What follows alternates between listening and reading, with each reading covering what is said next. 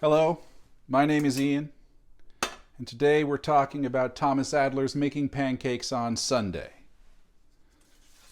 the male cook in family tradition.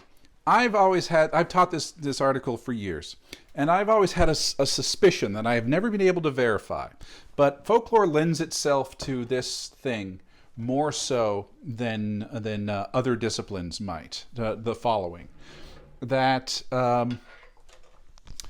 sometimes people have an idea that might be fun, an idea that might be sort of somewhat kooky or an interesting idea to explore, and they decide, I'm going to write a paper on it and give it an American Folklore Society meeting or something. It might be between projects, it might be something that they recognize in their own home experience, and they want to do something with it. They think it's more like a good idea than anything else. And then lo and behold, they realize that their idea might actually have some merit. It's not simply a cute idea, but there's some actual insights to be had, especially perhaps after they start to share it with other people and talk about it and bring it into the public forum.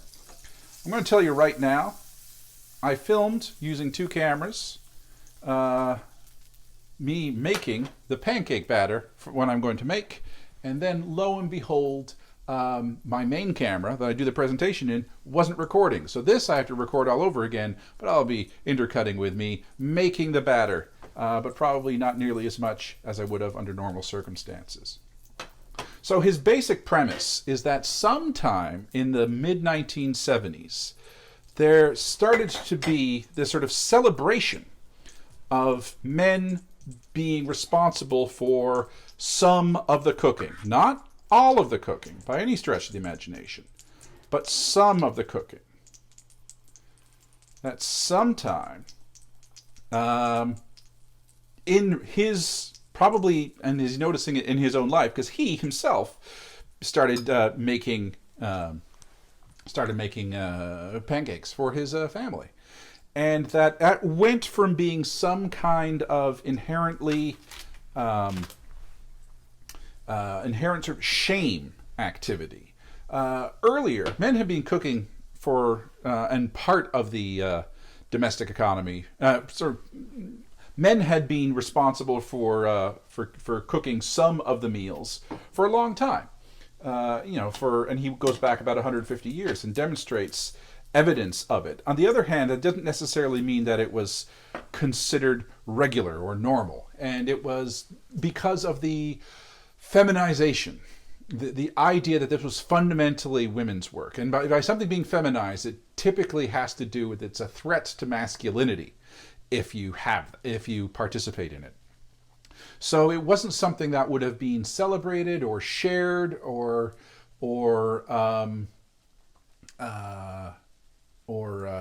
and it was often comic. It was a source of much popular culture in terms of the incompetent husband in the kitchen, and you see that in sitcoms in the 1950s and movies and so on, and advertising.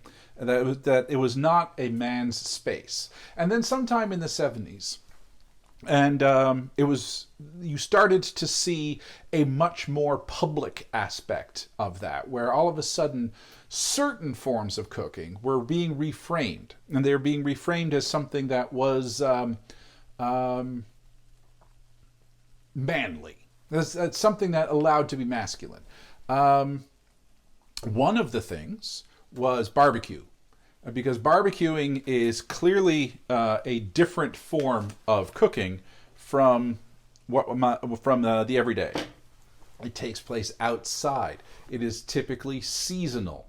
It is something that has to do with fire. It's something that has to do with meat and the association of meat as a much more masculine food. And so because it is distinguished from life in the kitchen, really, and because it is almost inherently performative, because there is this element of I am going to be around a fire and I am going to be making this food, and you are going to come and I am going to get status accorded to it. It becomes this thing that is sort of there's an asterisk next to it in terms of it being feminine work. And the other part is this Sunday morning breakfast. Now, some of it has to do, remember, golden rule, that the first pancake is typically the worst.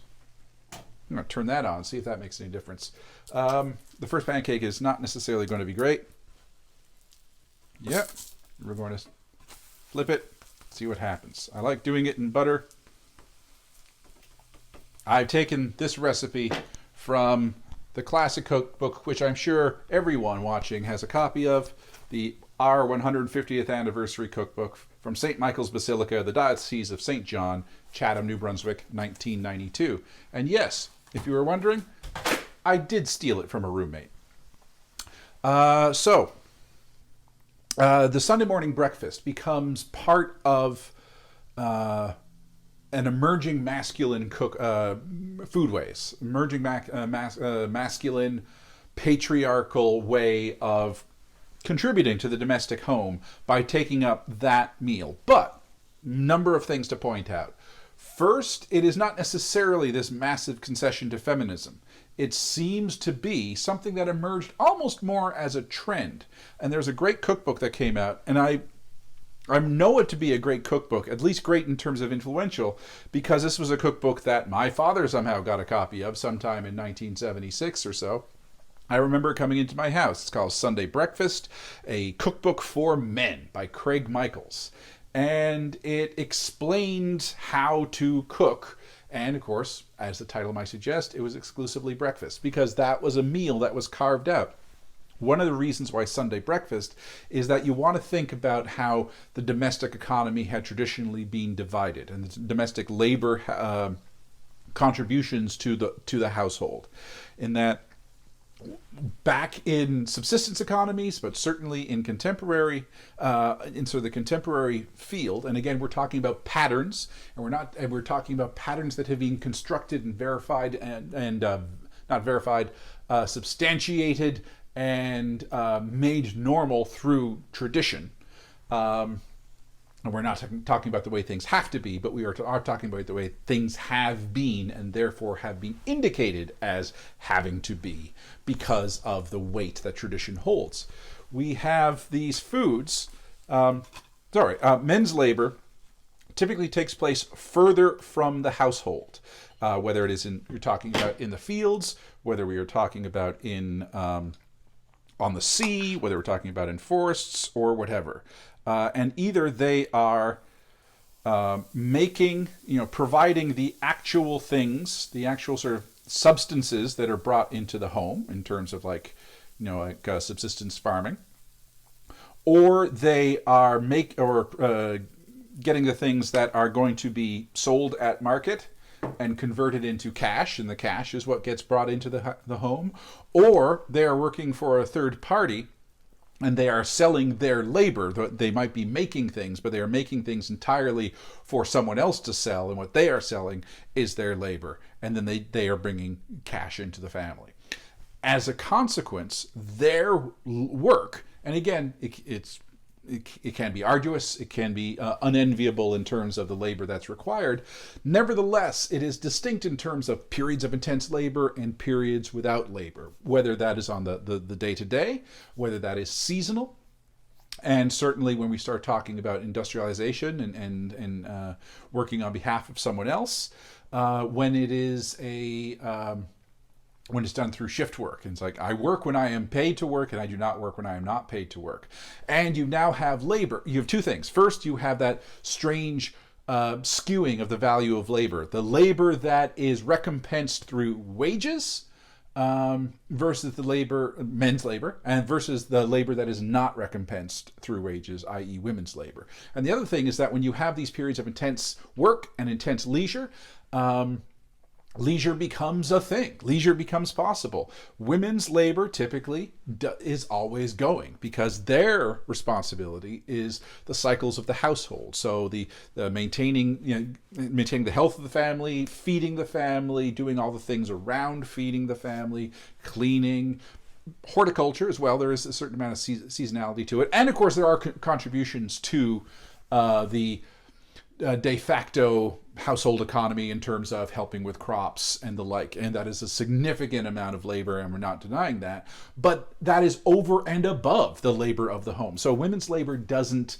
stop and doesn't have these periods of intense labor, but more importantly, doesn't have these periods of intense leisure. And that is the distinguishing thing. So all of a sudden, on Sundays, certainly, with the rise of secularism and the lack of expectation of having to be going to churches on Sundays, Sunday becomes this time that is, hubby has nothing else to do, so he's going to turn it into this event.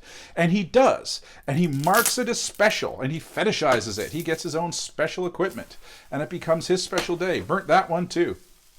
Maybe I can't do this and can't flip pancakes and teach at the same time. I don't know. We'll see. I'm sure the third one's going to be great.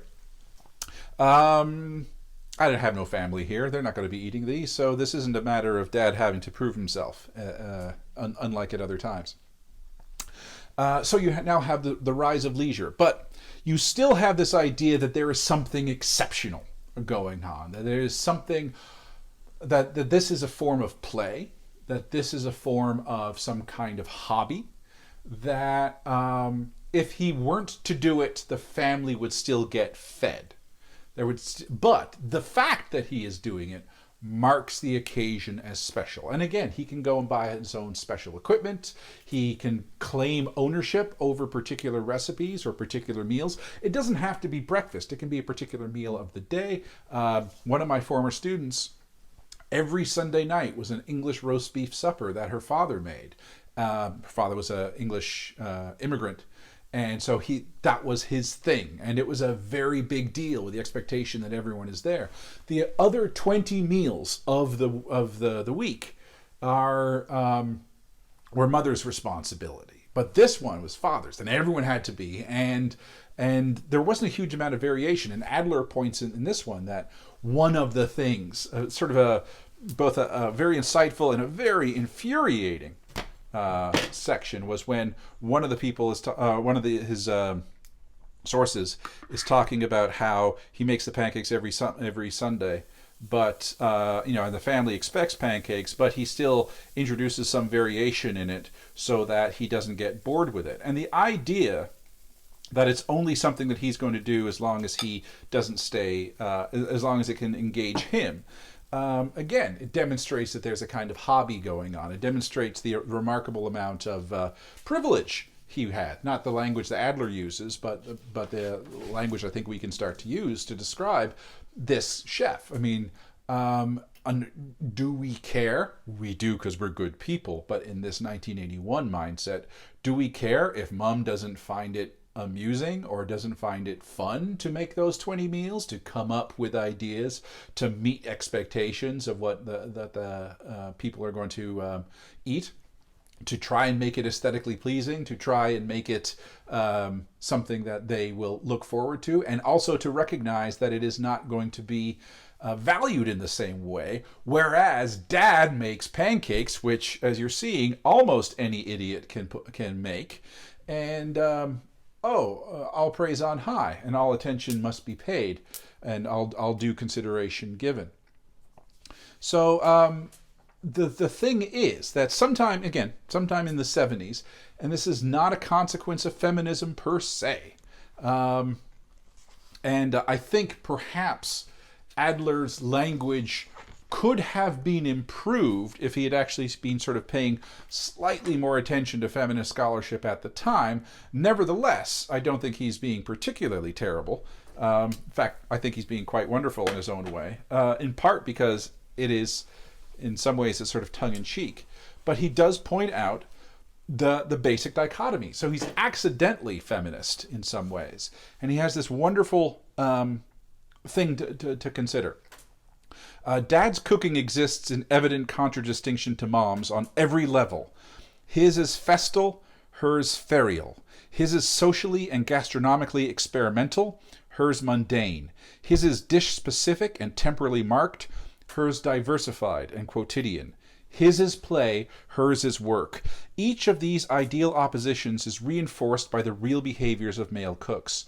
The festal pattern of male cooking generates and maintains a celebratory attitude which shows up in the adoption of specialties, the preemption of weekend meals and guest dinners, or greater inclinations to experiment. So he gets all the fun, all the kudos of being the chef, without any of the real responsibilities. So, yeah, he's kind of lucky in that way, isn't he? He being the male chef. Now, this article is almost 40 years old now. First presented in, I think the footnote says 1979, so over 40 years old. It came out 40 years ago.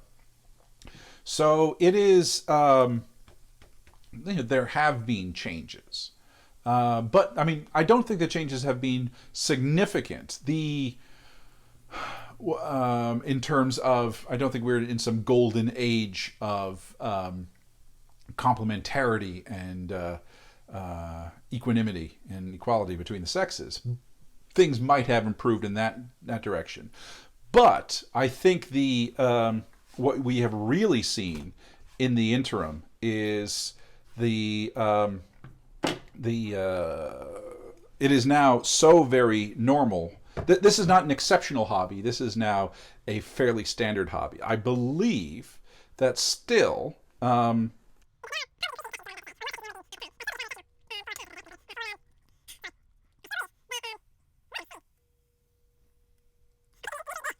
I think in the intervening 40 years, food and cooking has become more and more of a male hobby. It doesn't mean, again, that equivalency or equality has been reached in terms of the expectations of who is responsible for what, but there has been more and more of a fetishization of food. You have cooking is another way of performing what individuality, personality, the sort of the experimenting with different cuisines and so on. For both men and women, cooking has been reframed in middle class bohemian, or what's the word, bourgeois bohemian bobos, within their idea. Food is a way of communicating status. It's a way of communicating cosmopolitanism, and it's a way of expressing oneself leisurely. You see that in the rise of kitchen stores. You see that even in the past 5-10 years about the rise of YouTube videos. And you also see, that continues in terms of barbecuing and forms that had already been traditionally masculine, but you're just seeing it across the board. If there was stigma still in the late 70s, early 80s when Adler was writing this, but that stigma was going away of cooking being a feminist, being a effeminate act. It is less so now, but it is less so now in part because of, like men often do, they've ruined it for everybody. So one of the things, and a point that he actually gets to earlier, that the only distinction that differentiated cooking as an effeminate act was the professional cook, in that when it is done as a profession, men are the best at it. But when it's done for a living, men are the best at it. In the domestic sphere, that's women's work. So that strange dichotomy. Now, I don't think we have that to the same extent. I think we have it, but I don't think we have it to the same extent. But I still think we have this idea that this emerging idea, because of toxic masculinity, that men are still, have somehow eclipsed women. In terms of chefs. So it's no longer an effeminate act. In fact, it's a very masculine act to cook. And clearly they do it better because they're men. That's a complicated thing to end on, but I think I might actually be right. I've noticed that in terms of all the various Facebook videos and YouTube videos and stuff that I see, where over the past 10 years, you see more male faces, and they have specialized equipment, and they're much more precise in terms of their doling out of ingredients. And when I say precise, it's not to suggest that they are sloppy, that women are sloppy. It's that precision is one of the markers of it. Like, oh no, I actually understand it. I'm paying attention to it. So there's this very weird thing that's happening with cooking and men. So I think this one is done. The last one, man, that's actually, by the time you get the temperature right, by the time you realize how long you have to cook it, all of a sudden, look at that. Look how thick that thing is. Oh, baby, that's nice. Light on the side. I think this will be the best of the pancakes. So there we go. I'm not going to subject you to me actually eating them in front of you. I'm probably not going to eat all 4 of them because I'm a growing boy.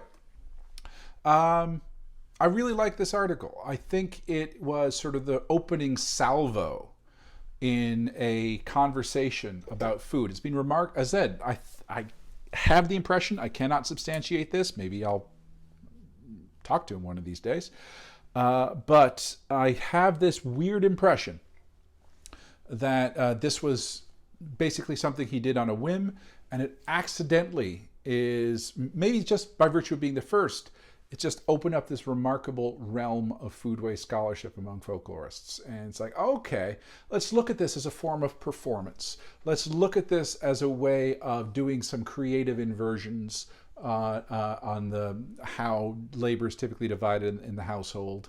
Let's just examine this. And it really, it's a easy read, it's a fun read, but there's a lot insightfulness there. And the reading, once more, is Thomas Adler's Making Pancakes on Sunday, the Male Cook in Family Tradition. As ever, my friends, I wish you well, be well, eat well, and I will talk to you later. Bye-bye.